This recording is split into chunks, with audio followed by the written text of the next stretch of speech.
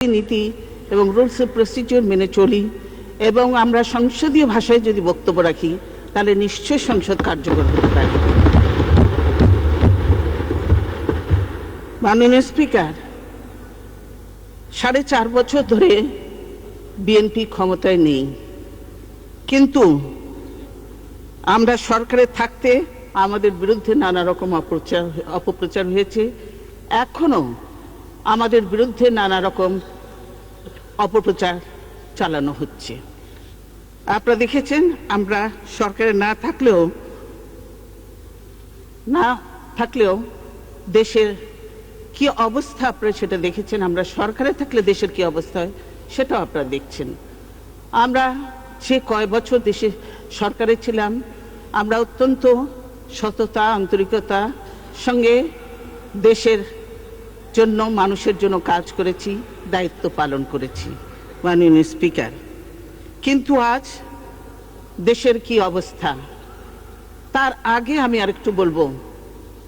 আমরা যে 4 বছর আজকে সরকারের বাইরে 2টা বছর কে ক্ষমতায় ছিল সেটাও তো আমাদের জানা উচিত এবং জানে সংসদ সদস্যরা, সেটাও কিন্তু আমাদের হিসাবের মধ্যে ধরা হতো। 2টা বছর যে সরকার ছিল সেই সরকারটা ছিল সম্পূর্ণভাবে অবৈধ এবং অসাংবিধানিক সরকার, এবং সেই সরকারের আমলেই এই দেশের যে ক্ষতি করা হয়েছে, যে জুলুম, যে নির্যাতন, যে অত্যাচার হয়েছে এই দেশের সাধারণ মানুষের উপরে, এবং আমি বলবো সকল সংসদ সদস্য অনেকের উপরেই এই জুলুম নির্যাতন অত্যাচার হয়েছে। এবং তার ফলে কিন্তু দেশ যে পিছনের দিকে যেতে শুরু করেছে, এখন পর্যন্ত আর দেশ সেই সামনের দিকে এগিয়ে যেতে পারছে না। তারা এত ক্ষতি করেছে দেশের। আর এরা কারা? এরা মঈনুদ্দিন ফখরুদ্দিন, এই মঈনুদ্দিন ফখরুদ্দিন উদ্দিন সাহেবরা যে দেশের ক্ষতি করেছে। কিন্তু সব সময় আমরা দেখা যায় যে কিছু হলেই বিএনপির দোষ।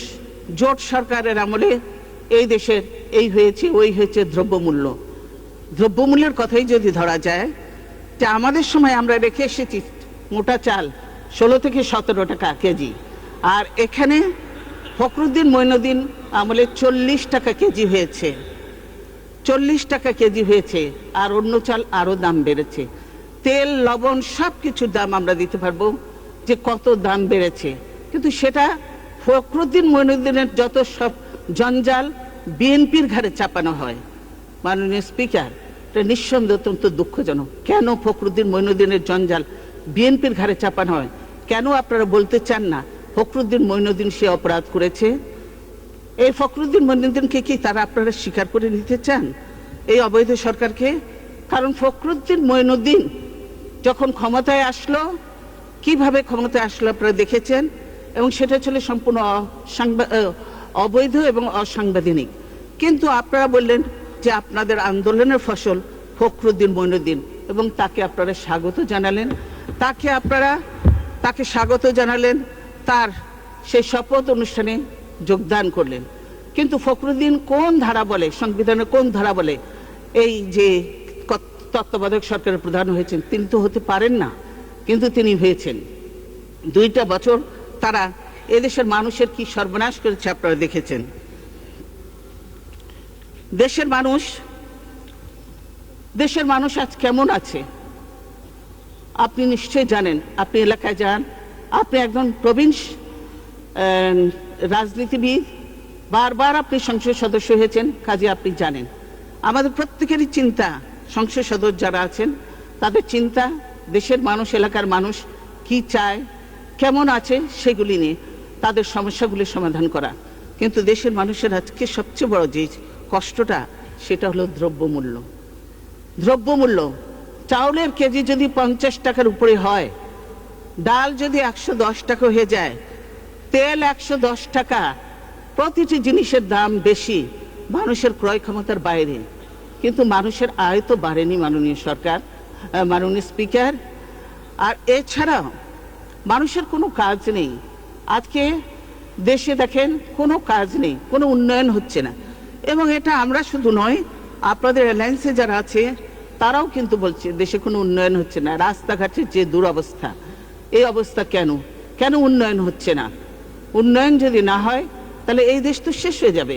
মানুষের হাতে কাজ না থাকলে, মানুষের পেটে ভাত না থাকলে স্বাভাবিকভাবে মানুষ অপরাধের সঙ্গে যুক্ত হবে, করেও নারী নির্যাতন করেও, লুটপাট করেও, সে কোনো অপকর্ম করেও তারা কোর্ট থেকে ছাড়া পেয়ে যায়, তারা বেল পেয়ে যায়, তারা এমনকি খুনের আসামি পর্যন্ত তারা মুক্তি পেয়ে যায়। অথচ বিএনপি, আমরা পলিটিক্স করি, বিএনপির লোকজনকে কারাগারে নেওয়া হয়, তাদেরকে বেল দেওয়া হয় না। এটা কেমন আইন মাননীয় স্পিকার? সেজন্য এখন সবাই বলে যে আজকে এই কোর্টটা কি বলে, নিরপেক্ষ নয়, কোর্ট নিরপেক্ষ নয়, আইন সবার জন্য সমান নয়, এবং এটাকে একটা নিরপেক্ষ কোর্ট বলে, জনগণের কোর্ট বলে না, এটাকে বলা হয় আওয়ামী কোর্ট। এই যদি অবস্থা হয় কোর্টের, এবং জজ সাহেবরা যদি কোর্টের মধ্যে দেখে করেন যে বিএনপির হলে এক রকমের বিচার দেওয়া হবে, আওয়ামী লীগের হলে আরেক রকমের হবে, এবং যেসব লোককে জজ বানানো হয়েছে এটাও তো অত্যন্ত দুঃখজনক। দলের খারাপ লোক হলেও তাকে পদ দিতে হবে, এটা তো ঠিক নয় মাননীয় স্পিকার। আমরা তো সবকিছুর আগে ব্যক্তির চেয়ে দল বড়, দলের চেয়ে দেশ বড়, দেশের কথা চিন্তা করব। তাহলে সেখানে ব্যক্তি আসবে কেন? সেখানে তো দেশের কথা চিন্তা করা উচিত। যিনি সেখানে সুবিচার দিবেন, ন্যায় বিচার দিবেন, সেটি করবেন, সেটাই দেখা উচিত। কিন্তু আজকে কোর্ট থেকে কেউ বার বিদ্যুৎ আমি দেখেছি, কিন্তু এখন পর্যন্ত কিছু হয়নি। ভাই, আপনারা যদি কথা বলতে না দেন তাহলে বসে যাই। শুনেন, আপনারা শুনেন, সবাই শুনেন, আপনারাও তো বলবেন, অসুবিধা নেই, যা বলে সবাই শুনেন, মনোযোগ দিয়ে শুনেন। এবং আপনারা যেটা সমীক্ষা দেন, সমীক্ষা তো সরকারি ইতে থাকেই, আমরাও দিতে পারি, যে এগুলো মিথ্যা তথ্য দিয়ে লাভ নেই, সত্য তথ্য জানান জনগণকে। মাননীয় স্পিকার, এই বিদ্যুতের আজকে কি বেহাল অবস্থা! এই বিদ্যুতে দলীয় লোকজনদেরকে পাওয়ার প্ল্যান্ট দেওয়ার জন্য আপনারা দায় মুক্তি আইন পাশ করেছেন, এই সংসদ থেকে দায় মুক্তি আইন পাশ করেছেন মাননীয় স্পিকার। কিন্তু আজ পর্যন্ত সেই সব দলীয় লোক শুধু তার লুটপাটি করছে, জনগণ কিন্তু বিদ্যুৎ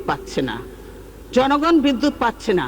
এখন পর্যন্ত বিদ্যুতের উন্নতি তো হয়নি, বরং অবনতি হয়েছে।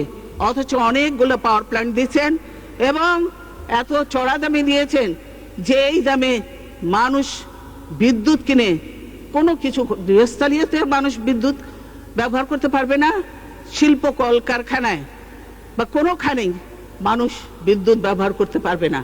এই বিদ্যুৎ না থাকার জন্যই আজকে দেশে কোনো দেশি কিংবা বিদেশি বিনিয়োগ নেই। কারণ কেন নেই? যে বিদ্যুৎ নেই। ইন্ডাস্ট্রি করলে সেখানে বিদ্যুতের সংযোগ দেওয়া যায় না, যার জন্য কিন্তু মানুষ একটা কঠিন সমস্যার মধ্যে আছে, বিপদের মধ্যে আছে। কি হয়েছে? মানুষ দেখবেন যে লোন নিয়েছে, ইন্ডাস্ট্রি করেছে, কিন্তু সেই ইন্ডাস্ট্রিটা চালাবে, বিদ্যুতের সংযোগ পাচ্ছে না তিনারা। ফলে তাকে এই ঋণ পরিশোধ করার জন্য দিনের পর দিন গুনতে হচ্ছে টাকা, অথচ তার মাথার উপরে ঋণের বোঝা বাড়ছে, কিন্তু তার ইন্ডাস্ট্রি চলছে না, বিদেশি বিনিয়োগ আসছে না, দেশের সার্বিক রাজনৈতিক পরিবেশ ভালো নয়, তার উপরে বিদ্যুৎ গ্যাস নেই বিধায় বিদেশি কোনো বিনিয়োগ আসছে না। বিদেশিরা পর্যন্ত বলছে বিদেশি দেশে বিনিয়োগ হচ্ছে না, দুর্নীতি বেড়ে গেছে, দুর্নীতির জন্য দেশে বিনিয়োগ হচ্ছে না, বিদেশিরা এটা বলেছে মাননীয় স্পিকার। কাজে বুঝতে পারছেন যে কি অবস্থাটা, কোনো বিনিয়োগ হচ্ছে না। এই যে ডিজিটাল দিয়ে তো কোনো কিছু কাজ হবে না, বরং সত্যিকারে বাস্তবতায় আসুন মাননীয় স্পিকার। গ্যাস এই যে মানে, তারপরে ওই যে হাউজিং এর ব্যাপারও একই। মানুষ একের পর এক ফ্ল্যাট তৈরি করেছে, তারা ঋণ নিয়ে লোন নিয়েছে, এই ফ্ল্যাটগুলো তৈরি হলে ভাড়া দিবে, এই করবে, কিন্তু সেখানে বিদ্যুৎ সংযোগ নেই, গ্যাসের সংযোগ নেই, পানি নেই, সেজন্য তারা ভাড়া দিতে পারছে না। আর এইদিকে তাদেরকে ঋণের বোঝা মাথায় নিয়ে ঘুরতে হচ্ছে। এই নাম কি ডিজিটাল বাংলাদেশ? এই ডিজিটাল বাংলাদেশ কি মানুষ দেখতে চেয়েছে? মানুষ এখন বই বিদেশ থেকে ছাপিয়ে আনতে হয়, এটা অত্যন্ত দুঃখের, মাননীয় স্পিকার। তাই বলতে চাই, হ্যাঁ, তাই মাননীয় স্পিকার বলতে চাই যে আপনার মাধ্যমে আপনি বলেছেন যে আপনারা সংসদে আসেন, আমরা সংসদে আসব। আমি আশা করি একদিন প্রথম দিনেই যে হইচই আপনাদের দেরিয়ে তো এরপরে তো আজকে আপনি সুযোগ দিয়েছেন। এই ধরনের মাননীয় বিরোধী নেতা এই ধরনের একটু ইয়ে না হলে সংসদ যা প্রাণবন্ত, আমি যা কথা এটা বোঝা বলেছি যাচ্ছে না। তবে আপনাকে ডিস্টার্ব করতে দেওয়া হবে না। এবং তথ্য ভিত্তিক আমি কথা বলেছি, সম্পূর্ণ সত্য এবং তথ্য ভিত্তিক কথা বলেছি। কাজের মধ্যে কোনো বিভ্রান্তি থাকার কথা নয়। আর তো নেই বেশি।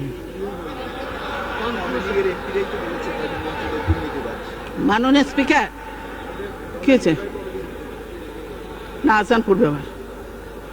মাননীয় স্পিকার, সংসদে আমাদের যদি মুলতবি প্রস্তাবগুলো গ্রহণ করেন, দেশের এই সমস্যাগুলি নিয়ে আলোচনা করার সুযোগ দেন, তাতে বরং গভর্নমেন্ট, সরকার এবং সংসদ উভয় উপকৃত হবে। তাহলে নিশ্চয়ই আমরা সংসদে আসব, কথা বলবো। আমার মনে করি আপনি হয়তো এইটুকু আশ্বাস দেবেন। আজকে আপনি যে সময় দিয়েছেন আমাকে, সেজন্য ধন্যবাদ। আমি এখনো বলবো যে আপনারা শুধু এখানে গলাবাজি আর বাইরে যে হাতাহাতি মারামারি না করে দেশটাকে রক্ষা করার জন্য একটু কাজ করেন, দেশটাকে রক্ষা করার জন্য কাজ করেন। কারণ আজকে এই যে যেভাবে লুটপাট করছেন, যেভাবে পাচার করছেন, টাকা লুটপাট করছেন, কাজেই এই লুটপাট বন্ধ করেন। কারণ আমি বলছি প্রতিটি লুটপাটের কি জিনিস এটা, হ্যাঁ হ্যাঁ মাননীয় স্পিকার, খবরের কাগজ বলছে, মাননীয় এমপিরা বলছে যে মন্ত্রীরা দুর্নীতিবাজ, আবার মন্ত্রীরা বলছে এমপিরা দুর্নীতি করছে।